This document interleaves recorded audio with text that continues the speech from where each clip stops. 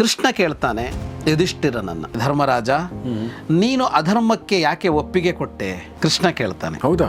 ಅವಿವೇಕಿ ಅವನು, ದುರ್ಯೋಧನ ಮೂರ್ಖ, ಲೋಭಿ. ಅವನ ಮೇಲೆ ಹೀಗೆ ಮಾಡೋದರ ಮೂಲಕ ಅದು ಅಧರ್ಮ ಆದರೂ ಕೂಡ ಭೀಮನ ಮನಸ್ಸಿಗೊಂದು ನೆಮ್ಮದಿ ಸಿಗತ್ತಲ್ಲ ಅನ್ನೋ ಕಾರಣಕ್ಕಾಗಿ ನಾನು ಸುಮ್ಮನಾದೆ ಅಂತ ಹೇಳ್ತಾನೆ ಯುಧಿಷ್ಠಿರ. ಬಂದವನಿಗೆ ನಮಸ್ಕಾರ ಮಾಡಿದಂತೆ ಬಹಳ ಸಂತೋಷದಿಂದ ಧರ್ಮರಾಜನಿಗೆ ಯುಧಿಷ್ಠಿರನಿಗೆ ಹೇಳ್ದಂತೆ, ಹರ್ಷಾದುತ್ಫುಲ್ಲ ನಯನ ಅಂತ. ಎಷ್ಟು ಸಂತೋಷ ಇತ್ತಂತೆ ಅಂದರೆ ಕಣ್ಣು ಪೂರ್ಣ ಅರಳಿ ಹೋಗಿತ್ತಂತೆ ಅವನದ್ದು. ಈ ಊರು ಮನೆ ತಪ್ಪು ಸರಿ, ನ್ಯಾಯ ಅನ್ಯಾಯ, ಇವರು ಮಾತ್ರ ಒದ್ದಾಡ್ತಾ ಇದ್ದಾರೆ, ಅವನು ಗೆಲುವನ್ನು ಸಂಭ್ರಮಿಸ್ತಾ ಇದ್ದಾನೆ. ಅವನು ರಾಜನ್ ಅಂತ ಕರಿತಾನೆ, ಅಣ್ಣ ಅಂತಲೂ ಅಲ್ಲ. ತವಾದ್ಯ ಪೃಥ್ವಿ, ಇಡೀ ಭೂಮಂಡಲ ಈಗಿನಿಂದ ನಿನ್ನದು, ಕ್ಷೇಮ ಸುಕ್ಷೇಮವಾಗಿದೆ, ಅದಕ್ಕೆ ಯಾವ ಸಮಸ್ಯೆಯೂ ಇಲ್ಲ, ಇದಕ್ಕಿನ್ನು ನಿಹತ ಕಂಟಕ, ಯಾವ ಕಂಟಕವೂ ಇಲ್ಲ. ಹಾಗಾಗಿ ಸ್ವಧರ್ಮದಂತೆ ಈ ರಾಷ್ಟ್ರವನ್ನು, ಈ ಭೂಮಂಡಲವನ್ನು ಪಾಲನೆ ಮಾಡು ಅಂತ ಹೇಳ್ತಾನೆ ಭೀಮ. ಗೆದ್ದು ಕೊಟ್ಟಿದ್ದೀನಿ ನಿನಗೆ ಅಂತ. ನೀನು ತಲೆ ಮೇಲೆ ಕಾಲಿಟ್ಟಿದ್ದಿದೆಯಲ್ಲ, ಇಲ್ಲಿಯವರೆಗೆ ಯುಧಿಷ್ಠಿರನಿಗೆ ಮಾಡಿದ ಅನ್ಯಾಯದ ತಲೆ ಮೇಲೆ ಕಾಲಿಟ್ಟಂತಾಯಿತು ಅಂತ ಹೇಳಿದ್ರು. ನ್ಯಾಯ ಅಲ್ಲ ಇದು ನೀವು ಮಾಡ್ತಾ ಇರೋದು ಅಂತ ಹೇಳ್ತಾನೆ. ಶತ್ರು ಪೆಟ್ಟು ತಿಂದು ಬಿದ್ದಾಗಿದೆ, ಶತ್ರುವಿನ ಎದುರು ಮತ್ತೆ ಮತ್ತೆ ಮತ್ತೆ ಕಠೋರವಾದ ಮಾತುಗಳಿಂದ ಅವನನ್ನು ಸಾಯಿಸಬಾರದು ಅಂತ.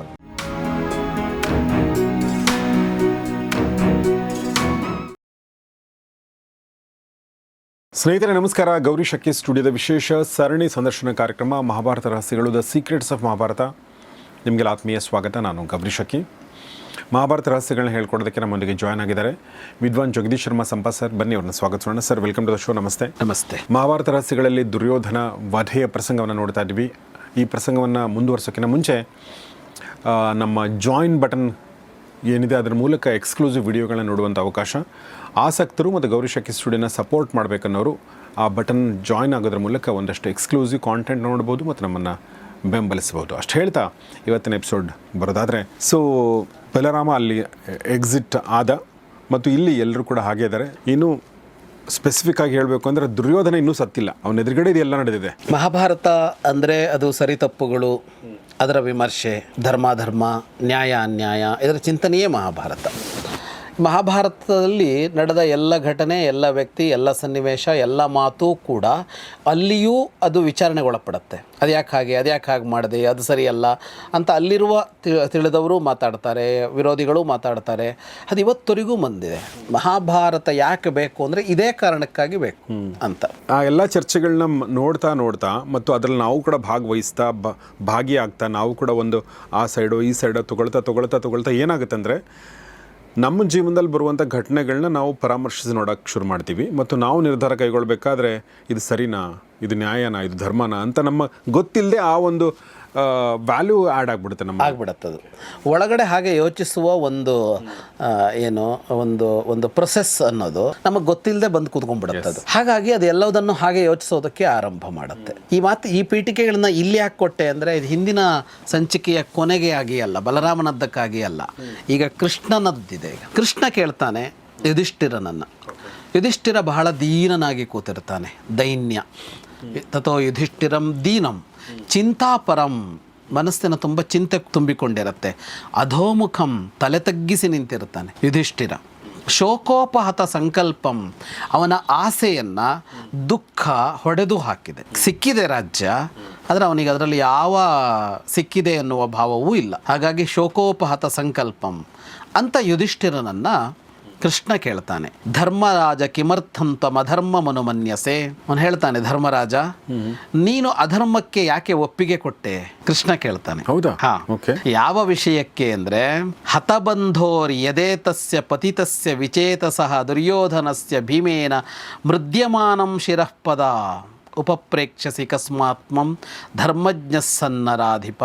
ಸತ್ತು ಬಿದ್ದವನು ಬಂಧು ಮತ್ತು ಅವನು ಬಿದ್ದಿದ್ದಾನೆ ಮತ್ತು ಅವನಿಗೆ ಚೈತನ್ಯ ಇಲ್ಲ ಅವನ ದೇಹದಲ್ಲಿ. ಈಗ ಸತ್ತು ಬಿದ್ದಿಲ್ಲ ಅವನು, ಆ್ಯಕ್ಚುಲಿ ಅಲ್ಲ, ಬಿದ್ದಿದ್ದಾನೆ. ಅಂದರೆ ಪೆಟ್ಟು ತಿಂದು ಬಿದ್ದಿದ್ದಾನೆ, ಅಂದರೆ ಸಾವಿನ ಇದರಲ್ಲಿದ್ದಾನೆ, ಸಾಯಲು ಬಿದ್ದಿದ್ದಾನೆ ಅಂತ ಹೇಳಬೇಕು. ಸಾಯಲು ಬಿದ್ದಿದ್ದಾನೆ ಅವನು ಬಂಧು, ಅದರ ಜೊತೆಗೆ ಬಿದ್ದಿದ್ದಾನೆ ಅವನು ಕೆಳಗೆ. ಜೊತೆಗೆ ದೇಹದಲ್ಲಿ ಚೈತನ್ಯ ಇಲ್ಲ ಅವನಿಗೆ. ಅವನು ಏನನ್ನೂ ಈಗ ಪ್ರತಿರೋಧಿಸಲಾರ, ತಡೆಯಲಾರ. ಹಾಗೆ ಬಿದ್ದಂತಹ ದುರ್ಯೋಧನನ ತಲೆಯ ಮೇಲೆ ಭೀಮ ಕಾಲಿಟ್ನಲ್ಲ, ಯಾಕೆ ಸುಮ್ಮನಿದ್ದೆ ಅಂತ ಕೇಳ್ತಾನೆ ಕೃಷ್ಣ. ಉಪಪ್ರೇಕ್ಷಸಿ ಕಸ್ಮಾತ್ವಂ, ಮಾಡಬೇಡ ಅಂತ ನಿಲ್ಸೋದನ್ನು ಬಿಟ್ಟು ಯಾಕೆ ನೋಡ್ತಾ ನಿಂತೆ?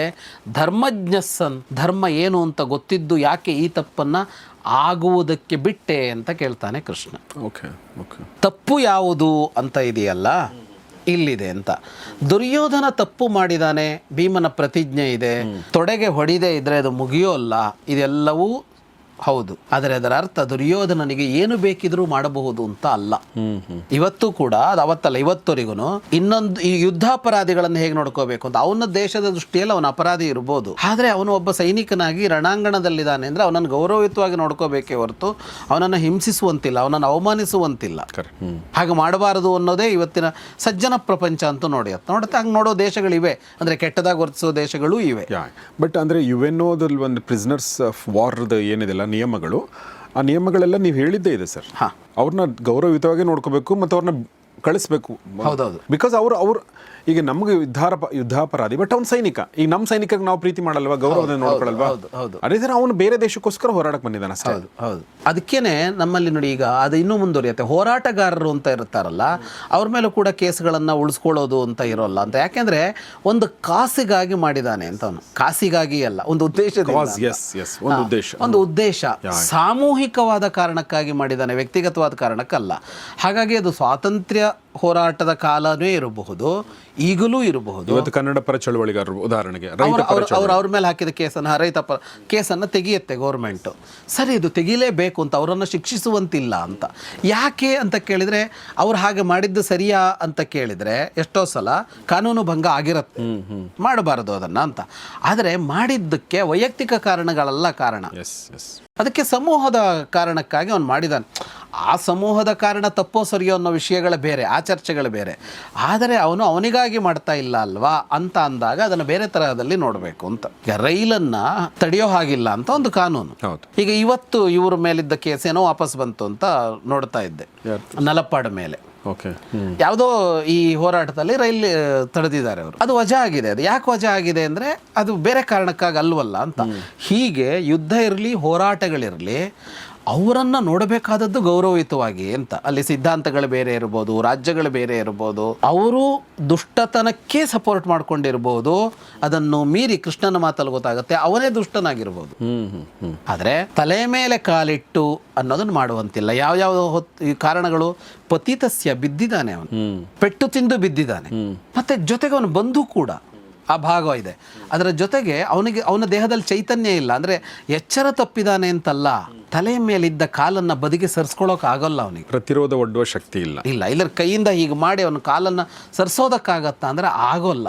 ಅಂತ ಹೊತ್ತಿನಲ್ಲಿ ಮಾಡಬಾರದು. ಇದನ್ನ ಆಗದಂತೆ ಯಾಕೆ ತಡಿಲಿಲ್ಲ ಅಂತ ಕೇಳ್ತಾನೆ ಕೃಷ್ಣ. ಯುಧಿಷ್ಠಿರ ಉತ್ತರಿಸ್ತಾನೆ, ನ ಮಮೈತತ್ ಪ್ರಿಯಂ ಕೃಷ್ಣ ಯದ್ರಾಜಾನಂ ಮೃಕೋದರಃ ಪದ ಮೂರ್ಧ್ನ್ಯುಪಸ್ಪೃಶತ್ ಕ್ರೋಧಾನ್ ನಚರುಷ್ಯೆ ಕುಲಕ್ಷಯೇ.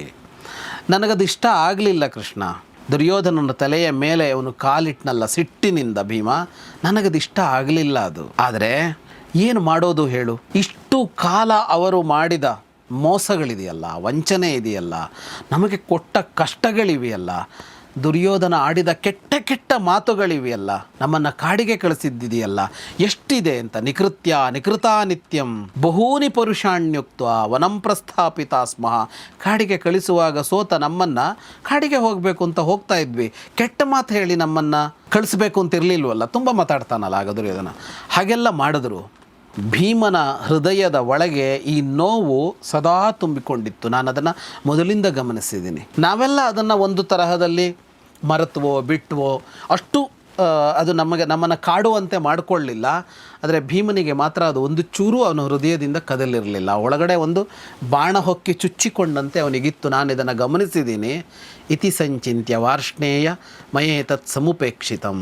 ಇಷ್ಟು ಮಾಡಿದ್ರಿಂದಾಗಿ ಅವನ ಮನಸ್ಸಿಗೊಂದು ಸಮಾಧಾನ ಆಗತ್ತಲ್ಲ ಅನ್ನೋ ಕಾರಣಕ್ಕಾಗಿ ನಾನು ಅದು ತಪ್ಪು ಅಂತ ಗೊತ್ತಿದ್ರು ಸುಮ್ಮನಾದೆ ಕೃಷ್ಣ ಅಂತ ಹೇಳ್ತಾನೆ. ತಸ್ಮಾತ್ ಧತ್ವಾ ಕೃತಪ್ರಜ್ಞಂ ಲುಬ್ಧಂ ಕಾಮವಶಾನುಗಂ ಲಭತಾಂ ಪಾಂಡವ ಕಾಮಂ ಧರ್ಮೇ ಧರ್ಮೇ ಪಿಬಾಕೃತೆ.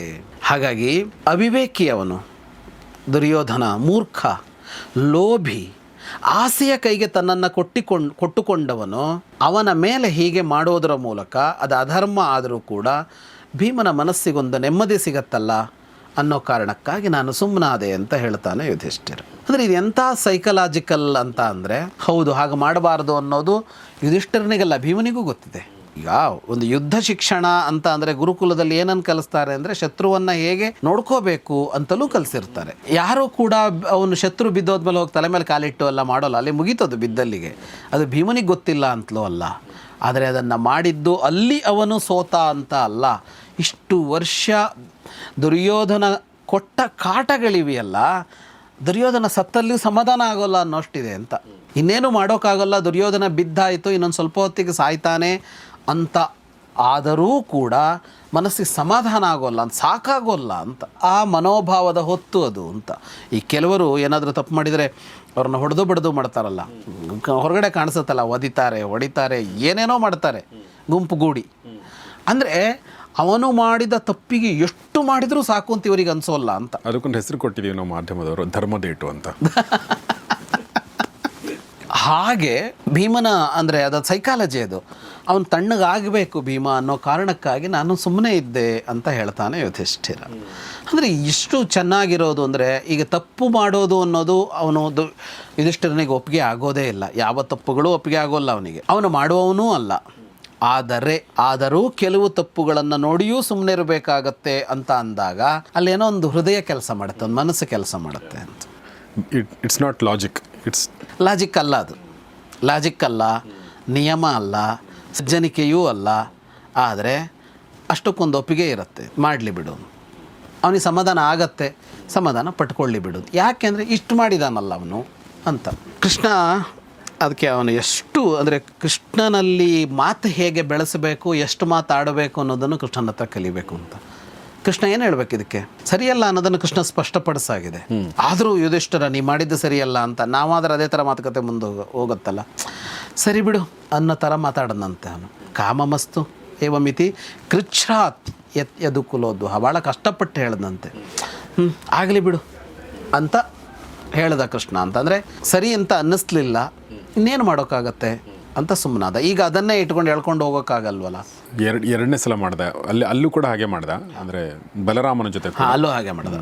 ಕೃಷ್ಣ ಯಾಕೆ ಸುಮ್ಮನಾಗಿ ಅದನ್ನು ಮುಂದುವರಿಸಲಿಲ್ಲ ಅಂದರೆ, ಇತ್ಯುಕ್ತೋ ವಾಸುದೇವೇನ ಭೀಮಪ್ರಿಯ ಹಿತೈಷಿಣ ಅನ್ನೋಮೋದತ ತತ್ಸರ್ವಂ ಯದ್ಭೀಮೇನ ಕೃತಂ ಯುತಿ. ಭೀಮನ ಬಗ್ಗೆ ಇರುವ ಪ್ರೀತಿ ಮತ್ತು ಭೀಮನ ಕುರಿತಾಗಿ ಇದ್ದ ಹಿತದ ಕಾರಣಕ್ಕಾಗಿ, ಹಿತ ಅವನಿಗೆ ಒಳ್ಳೆಯದಾಗಬೇಕು ಅಂತ ಇದ್ದಿದ್ದಕ್ಕಾಗಿ ಭೀಮ ಏನೆಲ್ಲ ಮಾಡಿದ್ನೋ ಆ ಯುದ್ಧದಲ್ಲಿ ಅದೆಲ್ಲವನ್ನು ಕೃಷ್ಣ ಒಪ್ಪಿ ಸುಮ್ಮನಾದನಂತೆ. ಅನ್ವಮೋದತ ತತ್ಸರ್ವಂ ಯದ್ ಭೀಮೇನ ಕೃತಂ ಇದೆ. ಒಂದು ಪ್ರೀತಿ, ನಾವು ತುಂಬ ಪ್ರೀತಿಸುವ ವ್ಯಕ್ತಿಗಳು ಮಾಡಿದಾಗ ನಾವು ಅವರನ್ನು ಅದರಲ್ಲಿ ತುಂಬ ಅವರಿಗೆ ಇರುಸು ಮುರುಸು ಮಾಡೋದು, ಮುಜುಗರ ಮಾಡೋದು, ಅದನ್ನು ಹೇಳಿ ಹೇಳಿ ನೋವು ಮಾಡೋದಿಲ್ಲ. ಅದರ ಜೊತೆಗೆ ಹಿತಬುದ್ಧಿ ಏನು ಅಂತ ಅಂದರೆ, ಯುಧಿಷ್ಠಿರ ಹೇಳಿದ್ದು ಅವನಿಗೂ ಸರಿ ಅಂತ ಅನ್ನಿಸ್ತು, ಅವನಿಗೆ ಸಮಾಧಾನ ಆಗ್ತಾ ಇರಲಿಲ್ಲ ಅಂತ. ಇಷ್ಟಾದ್ರೂ ಹಾಗಿರುತ್ತಲ್ಲ, ಭೀಕರವಾಗಿ ಸಾಯಬೇಕು ಅಂತ ಬಯಸ್ತೀವಲ್ಲ ಭಾಳ ತಪ್ಪು ಮಾಡಿದವರನ್ನು. ಮೊದಲೆಲ್ಲ ಇರ್ತಾಯಿತ್ತು ಹುಳ ಹಿಡಿದು ಸಾಯಲಿ ಅಂತೆಲ್ಲ ಶಾಪ ಕೊಡ್ತಾಯಿದ್ರು. ಸತ್ರ ಸಮಾಧಾನ ಇಲ್ಲ, ಸತ್ರ ಸಾಕಲ್ವಾ, ಈ ಹುಳ ಹಿಡಿದು ಸಾಯೋದು ಯಾಕೆ ಅಂತ. ನಿಮ್ಮೂರಲ್ಲಿ ಇದೆಯಾ ಅದು? ಎಲ್ಲ ಕಡೆ ಬರುತ್ತೆ, ಬೈಗಳು ಬಂದ್ಬಿಡುತ್ತೆ. ಅಂದರೆ ನರಳಿ ಸಾಯಬೇಕು ಅಂತ. ಅದು ಯಾಕೆ ಸತ್ತ ಮೇಲೆ ಅವನು ಇಲ್ವಲ್ಲ ಅಂದರೆ ಸಾಕಾಗೋಲ್ಲ ಸಮಾಧಾನ, ಅವನು ನರಳಿ ಕಷ್ಟಪಟ್ಟು ಸಾಯಬೇಕು ಅಂತ ಅನ್ನಿಸತ್ತೆ. ಇದೊಂದು ಮನೋಭಾವ. ನೀವು ಹೇಳಿದಾಗ ಲಾಜಿಕ್ಕು ಸಜ್ಜನಿಕೆ ಅದು ಏನೂ ಅಲ್ಲ. ಆದರೆ ಕೆಲವು ಸಲ ಒಂದು ವ್ಯಕ್ತಿ ಅಷ್ಟು ಹಿಂಸೆ ಮಾಡಿಬಿಟ್ಟಿರ್ತಾನಲ್ಲ ಬದುಕಲ್ಲಿ, ಅವಾಗ ಹಾಗೆ ಅನ್ನಿಸಿಬಿಡತ್ತೆ ಅದು ಅಂತ, ಹಾಗಾಗೋಗ್ಲಿ ಅಂತ. ಆ ಹೊತ್ತಿನ ಭಾವ ಅದು, ಆ ಹೊತ್ತಿನ ಭಾವ. ಆಮೇಲೆ ಇಲ್ಲೂ ಕೂಡ ಅದು ಎಷ್ಟು ಬೇಗ ಆಗಿದೆ ಅಂದರೆ, ಯುಧಿಷ್ಠಿರಿಗೆ ಯೋಚನೆ ಮಾಡಿ ಸ್ಟಾಪ್ ಮಾಡೋದು ಅಂದರೆ ಅದೆಲ್ಲ ಎಮೋಷ್ನಲ್ ಆಗಿ ಆಗ್ಬಿಟ್ಟಿದೆ, ಎಲ್ಲ ಓಡಿದೆ ಅದು. ಅಂದರೆ ಏನು ಮಾಡಬೇಕಾಗಿತ್ತು ಅಂತ ಕೃಷ್ಣ ಹೇಳ್ತಾ ಇದ್ದಾನೆ ಅಂದರೆ, ಈಗ ಭೀಮ ಕಾಲು ಎತ್ತುವಾಗಲೇ ಗೊತ್ತಾಗುತ್ತೆ ಅವನು ಏನು ಮಾಡೋಕೆ ಹೊರಟಿದ್ದಾನೆ ಅಂತ. ಆಗ ಹೋಗಿ ಎಳೆದು ನಿಲ್ಲಿಸಿ ಆದರೂ ತಡಿಬೇಕಲ್ವಾ. ಹೇಳಿದ್ದಾನೆ ಯುಧಿಷ್ಠಿರ, ನಾವು ಹಿಂದೆ ನೋಡಿದ್ವಿ ಅದನ್ನ, ನೀನು ಮಾಡಿ ಸರಿಯಲ್ಲ ಅಂತ ಹೇಳ್ದ. ಆದರೆ ಹೇಳಿದ್ದು ಯಾವಾಗ ಅಂದರೆ ಕಾಲಿಟ್ಟ ಆಮೇಲೆ, ಅಂದರೆ ಕಾಲಿಡುವಾಗಲೇ ನಿಲ್ಸೋಕೆ ಪ್ರಯತ್ನ ಮಾಡಲಿಲ್ಲ ಅಂತ ಕೃಷ್ಣ ಕೇಳ್ತಾ ಇದ್ದಾನೆ. ಆ ಸೂಕ್ಷ್ಮವನ್ನು ಅವನಲ್ಲೇ ಗಮನಿಸ್ಕೊಂಡಿದ್ದಾನೆ. ಬಲರಾಮ ಕೇಳಲಿಲ್ಲ ಈ ತಪ್ಪು, ಅಂದರೆ ಕೃಷ್ಣ ಕೇಳ್ದ ಅದನ್ನು. ಅಂದರೆ ಕೃಷ್ಣ ಅಲ್ಲಿ ನಿಂತು ಕೂಡ ಪಾಂಡವರ ಪಕ್ಷ ಅಂತ ಆದರೂ ಕೂಡ ಪಾಂಡವರು ಮಾಡಿದ್ದೆಲ್ಲ ಸರಿ ಅಂತ ಹೇಳುವ ವಾತಾವರಣ ಇಲ್ಲ ಅಂತ, ಹಾಗಲ್ಲ ಅಂತ ಅಲ್ಲಿ ಅಂತ. ನೀವು ತಪ್ಪು ಮಾಡಿದ್ದೀರಿ ಅಂದರೆ ನೀವು ತಪ್ಪು ಮಾಡಿದ್ದೀರಿ ಅಂತಲೇ. ಆಮೇಲೆ ಇನ್ನೊಂದು ಕಾರಣ ನಂಗೆ ಅನ್ಸೋದು ಸರಿಗ, ಒಬ್ಬ ಸಜ್ಜನ ಒಂದು ಎಕ್ಸೆಪ್ಷನಲಿ ಒಂದು ಸಣ್ಣ ಒಂದು ತಪ್ಪು ಮಾಡ್ತಾನೆ, ಸಣ್ಣ ತಪ್ಪು ಅಥವಾ ದೊಡ್ಡ ತಪ್ಪು ಅಥವಾ ಒಂದೇನೋ ಇರುತ್ತೆ, ಬಟ್ ಮತ್ತು ಅದು ಎಮೋಷ್ನಲ್ ಆಗಿ ಆಗಿರುವಂಥ ತಪ್ಪುಗಾಗಿರುತ್ತೆ. ಅಂದರೆ ಒಂದು ಕ್ಷಣಕ್ಕೆ ಆ ಟೈಮ್ ಆ ಭಾವನೆಗಳ ಪ್ರವಾಹದಲ್ಲಿ ನಾವು ಕೊಚ್ಕೊಂಡು ಹೋದಾಗ ಒಂದು ಏನು ತಪ್ಪ, ಆ ಥರದ ಒಂದು ತಪ್ಪು ಅನ್ನೋದು ಕೂಡ ಕೃಷ್ಣನಿಗೆ ಗೊತ್ತಿರುತ್ತೆ. ಹೀಗಾಗಿ ಕೂಡ ಅದು ಒಂದು ಹೌದು ಅದು ಎಷ್ಟೋ ಇರುತ್ತಲ್ಲ. ಎಷ್ಟೋ ಕಡೆ ಏನಾಗುತ್ತೆ ಅಂದರೆ ಪ್ರೀತಿ ಪಾತ್ರರಾದವರು ನಮ್ಮ ಜೊತೆ ಜಗಳ ಮಾಡುವಾಗ ಅವ್ರು ಏನೇನೋ ಮಾತಾಡಿರ್ತಾರೆ, ಏನೇನೋ ಈಗ ಮಕ್ಕಳೇ ತಂದೆಗೋ ತಾಯಿಗೋ ಏನೋ ಮಾತಾಡ್ಬಿಡ್ತಾರೆ, ಗಂಡ ಹೆಂಡತಿಗೆ, ಹೆಂಡತಿ ಗಂಡಂಗೆ. ಸರಿಯಾದ ಮೇಲೆ ಅದನ್ನ ಮರೆತು ಹೋಗ್ತಾರಲ್ಲ ಅವರು. ಅದು ಆ ಹೊತ್ತು ಸನ್ನಿವೇಶ ಹಾಗೆ ಸೃಷ್ಟಿ ಮಾಡ್ತು, ಬಿಡು ಅದು ಏನೋ ಮಾತು ಬಂತು ಅಂತ ಮರೆತು ಹೋಗ್ತಾರೆ ಅದನ್ನ. ಅವರು ತಪ್ಪಾಯಿತು ಅಂತ ಅವಾಗ ಬಂದರೂ ಕೂಡ ಅದನ್ನೇ ಹೇಳ್ತಾರೆ, ಹೋಗಲಿ ಬಿಡು ಬುದ್ಧಿಪೂರ್ವಕ ಮಾಡಲಿಲ್ವಲ್ಲ ನಿನಗೆ ಆವಾಗ ಎಮೋಷನಲಿ ಆಗೋಯ್ತಲ್ವಾ ಅಂತ. ಆ ಭಾವ ನೀವು ಹೇಳಿದಾಗ ಅದು ಕೆಲಸ ಮಾಡಿದೆ. ಇಷ್ಟೆಲ್ಲ ಇಲ್ಲಿ ನಡೀತಾ ಇತ್ತಲ್ಲ, ಅವನ ಮೇಲೆ ನಡೀತಾ ಇದ್ದ, ಅವನೇನು ಮಾಡ್ತಾ ಇದ್ದಾನೆ ಅಂತ ಬೇಕಲ್ಲ. ಬಲರಾಮ, ಕೃಷ್ಣ, ಯುಧಿಷ್ಠಿರ, ಇಲ್ಲೆಲ್ಲ ಚರ್ಚೆ ನಡೀತಾ ಇರೋದು ಭೀಮನ ಮೇಲಲ್ಲ. ಅವನನ್ನು ಕೊಂದು ತಲೆ ಮೇಲೆ ಕಾಲೆಲ್ಲ ಇಟ್ಟು ಬೈದು ಭಂಗಿಸಿದವನು, ಬೈದು ಎಲ್ಲ ಮಾಡ್ದಲ್ಲ, ನೋಡಿದ್ವಲ್ಲ, ಅಷ್ಟು ಮಾಡಿದವನು ಸುಮ್ಮನೆ ನಿಂತ್ಕೊಂಡಿದ್ದಾನೆ. ಅವನು ಅಭಿವಾದ್ಯ ಅಗ್ರತ ಸ್ಥಿತ್ವ ಸಂಪ್ರಹೃಷ್ಟ ಕೃತಾಂಜಲಿ. ಅವನು ಅಲ್ಲಿಂದ ಸೀದಾ ಯುಧಿಷ್ಠಿರನ ಮುಂದೆ ಬಂದಂತೆ, ಬಂದು ಅವನಿಗೆ ನಮಸ್ಕಾರ ಮಾಡಿದಂತೆ. ಬಹಳ ಸಂತೋಷದಿಂದ, ಸಂಪ್ರಹೃಷ್ಟ ಬಹಳ ಸಂತೋಷದಿಂದ ಧರ್ಮರಾಜನಿಗೆ, ಯುಧಿಷ್ಠಿರನಿಗೆ ಹೇಳ್ದಂತೆ.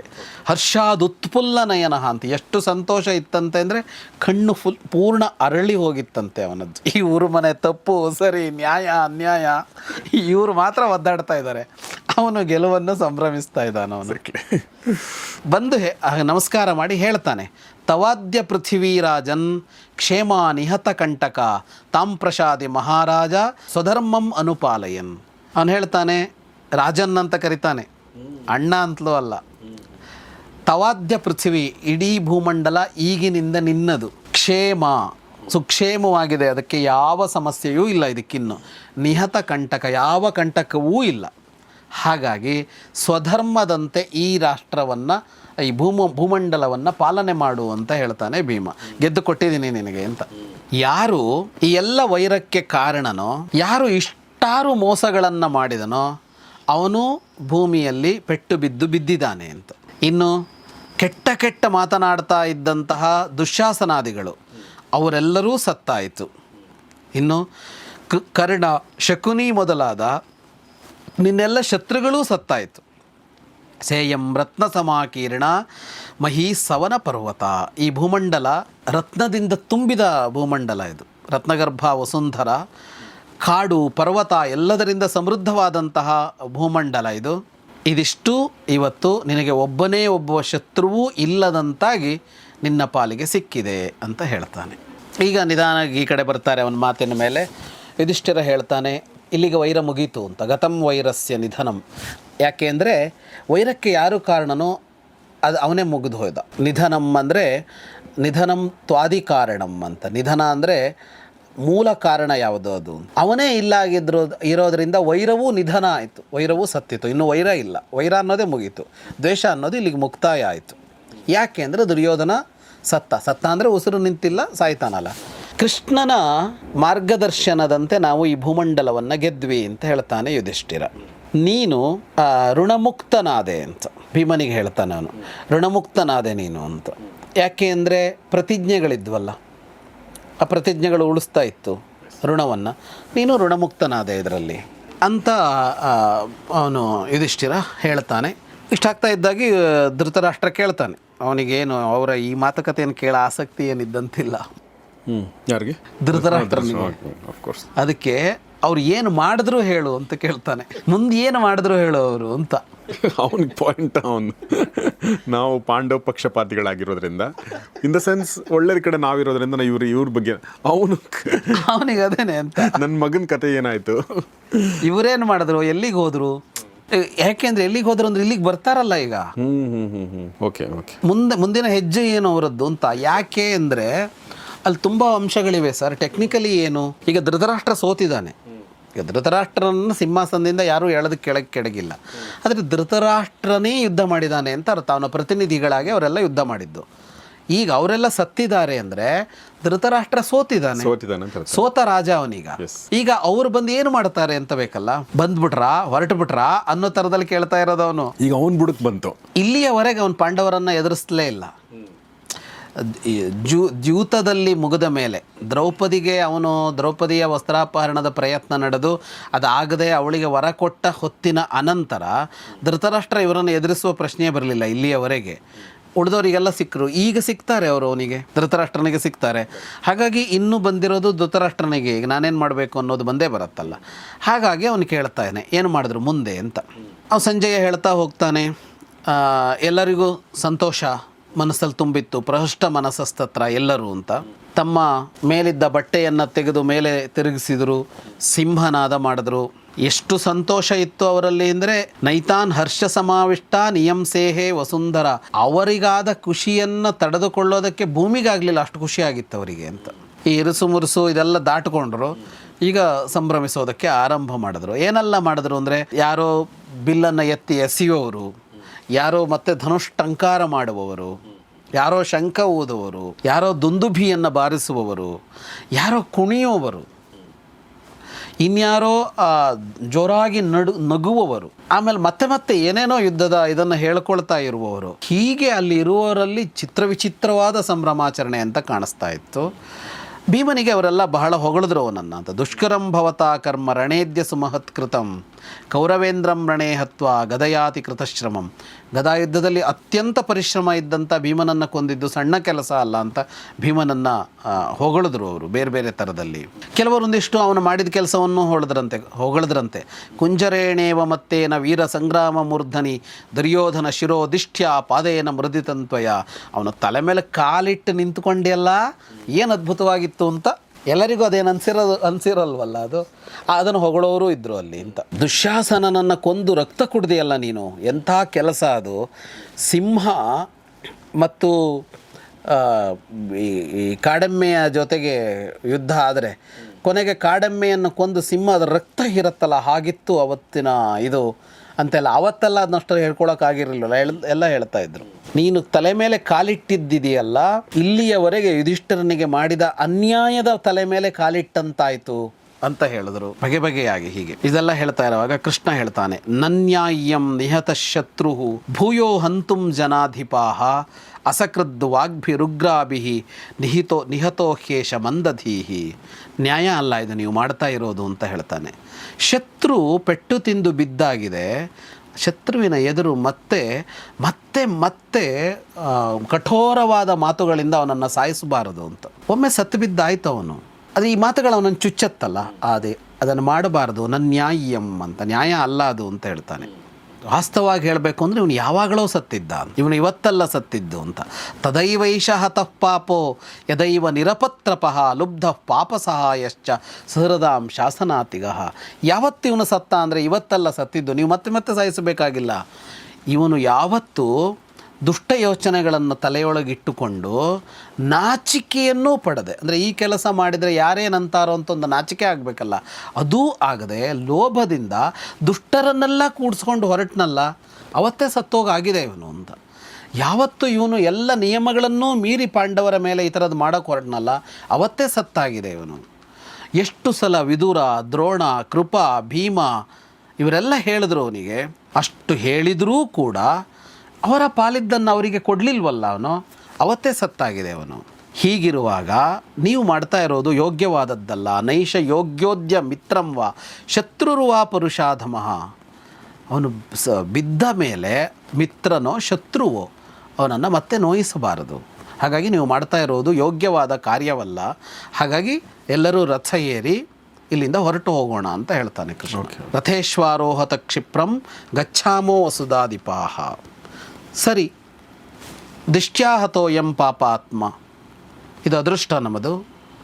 ಅವನು ಸತ್ತಿದ್ದಾನೆ, ಅವನ ಜೊತೆಗಿದ್ದವರು ಎಲ್ಲರೂ ಸತ್ತಿದ್ದಾರೆ, ಮುಗೀತು, ನಾವು ಗೆಲುವು ಸಾಧಿಸಿ ಆಯಿತು, ಇದು ನಮ್ಮ ಅದೃಷ್ಟ, ಮಾತು ಬೇಡ, ಇಲ್ಲಿಂದ ಹೊರಟು ಹೋಗೋಣ ಅಂತ ಹೇಳ್ತಾನೆ ಕೃಷ್ಣ. ಈ ಮಾತಿದೆಯಲ್ಲ, ಎಲ್ಲರೂ ಬೈತಾ ಇದ್ದರೂ ಸುಮ್ಮನಿದ್ದ. ಕೃಷ್ಣನ ಈ ಮಾತು ಸಹಿಸ್ಕೊಳ್ಳೋದಕ್ಕಾಗಲಿಲ್ವಂತೆ ದುರ್ಯೋಧನನಿಗೆ. ಹೌದಾ? ಅವನು ಮಾತಾಡ್ತಾನೆ. ಅವನೇನು ಮಾತಾಡೋದ ಅನ್ನೋದನ್ನು ಮುಂದಿನ ಭಾಗದಲ್ಲಿ ನೋಡೋಣ. ಎಸ್. ಸೊ ಇಲ್ಲಿಗೆ ನನಗೆ ಕೃಷ್ಣ ಕೂಡ ಒಂದು ಭಾವೋದ್ವೇಗಕ್ಕೊಳಗಾಗಿದ್ದಾನೆ ಅಂತ ಅನ್ಸುತ್ತೆ ಅಲ್ವಾ? ಪ್ರತಿಯೊಂದಕ್ಕೂ ರಿಯಾಕ್ಷನ್ ಕೊಡ್ತಾ ಇದ್ದಾನೆ. ಹೌದು. ಸೊ ಅವನ ಸ್ವಭಾವ ಅಲ್ಲ. ಭಾಳಷ್ಟು ಸಲ ಮೌನವಾಗಿ ಹ್ಯಾಂಡಲ್ ಮಾಡೋದು ಕೂಡ ನೋಡಿದ್ದೀವಿ ನಾವು. ಬಟ್ ಎನಿವೆ ಈ ಥರ ಒಂದು ಸನ್ನಿವೇಶ ಆದಾಗ ಆಮೇಲೆ ಆ ಒಂದು ಫ್ಲೋನಲ್ಲಿ ಕೊಚ್ಕೊಂಡು ಹೋಗೋದು ಭಾಳ ಸುಲಭ. ಕೊಚ್ಕೊಂಡು ಹೋಗಿದ್ದಾನೆ, but at the same time ಇವರು ಕೊಚ್ಕೊಂಡು ಹೋಗ್ತಿರ್ಬೇಕಾದ್ರೆ ನಾನು ತಡೆಯುವಂಥ ಪ್ರಯತ್ನ ಕೂಡ ಮಾಡ್ದೆ ಈಗ. ಬಟ್ ಇದಾದ ನಂತರ ಏನಾಗುತ್ತೆ ಅಂದರೆ ಮುಂದಿನ ಭಾಗದಲ್ಲಿ ನೋಡೋಣ ಅಂತ ಹೇಳ್ತಾ ಇವತ್ತಿನ ಎಪಿಸೋಡ್ ಮುಗಿಸ್ತಾ ಇದ್ದೀನಿ. ಸೊ ಇದೆಲ್ಲವನ್ನು ಹೇಳ್ತಿರುವಂಥ ವಿದ್ವಾನ್ ಜಗದೀಶ್ ಶರ್ಮಾ ಸಂಪತ್ ಸರ್ಗೆ ನಿಮ್ಮೆಲ್ಲರ ಪರವಾಗಿ ಧನ್ಯವಾದಗಳು sir. Thank you very much. So ನಿಮ್ಮ ಅನಿಸಿಕೆಗಳಿಗೆ ಪ್ರಶ್ನೆಗಳಿಗೂ ಸ್ವಾಗತ. ಈಗ 550ನೇ ಎಪಿಸೋಡ್ಗೆ ನಾವು ಹತ್ತಿರ ಆಗ್ತಾ ಇದ್ದೀವಿ. 550ನೇ ಎಪಿಸೋಡ್ ವಿಶೇಷ ಸಂಚಿಕೆ ಆಗಿರುತ್ತೆ. ನಿಮ್ಮ ಪ್ರಶ್ನೆಗಳಿಗೆ ಉತ್ತರ ಕೊಡ್ತೀವಿ. 500ರಿಂದ 550ರ ಸಂಚಿಕೆಗಳಲ್ಲಿ ಬಂದಿರುವಂಥ ಎಲ್ಲ ಪ್ರಶ್ನೆಗಳಿಗೆ ಉತ್ತರ ಕೊಡೋ ಪ್ರಯತ್ನ ಮಾಡ್ತೀವಿ. ಸೊ ಪ್ರಶ್ನೆಗಳಿದೆ, ದಯವಿಟ್ಟು ಅದನ್ನು ಕಮೆಂಟ್ ಬಾಕ್ಸಲ್ಲಿ ತಿಳಿಸಿ. ನೋಡ್ತಾರೆ ಗೌರಿ ಶೆಕ್ ಸ್ಟುಡಿಯೋ, ನೋಡ್ತಾರೆ ಮಹಾಭಾರತ ರಹಸ್ಯಗಳು, ದ ಸೀಕ್ರೆಟ್ಸ್ ಆಫ್ ಮಹಾಭಾರತ. ನಮಸ್ಕಾರ.